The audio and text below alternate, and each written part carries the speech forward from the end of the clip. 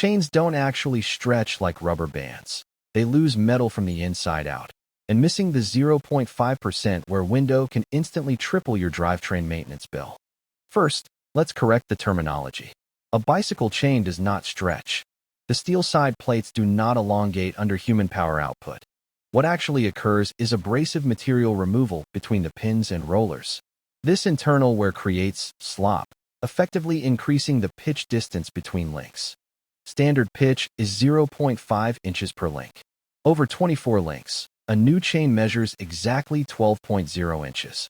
At 0.5% wear, this length increases to 12 and 1/16 inches. If you ignore this and reach 0.75% wear, the chain pitch no longer aligns with the cassette valleys. The chain begins to ride up the teeth, grinding them into a hooked shark tooth profile. Here is the financial calculus. Replacing a chain at 0.5% costs roughly $30. Waiting until the chain skips at 1% forces a full drivetrain replacement, often exceeding $110. Preventive maintenance yields a high ROI. For modern 11 and 12 speed group sets, tolerances are even tighter.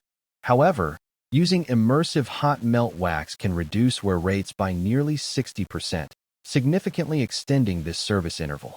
Measure often, replace early, and consider waxing.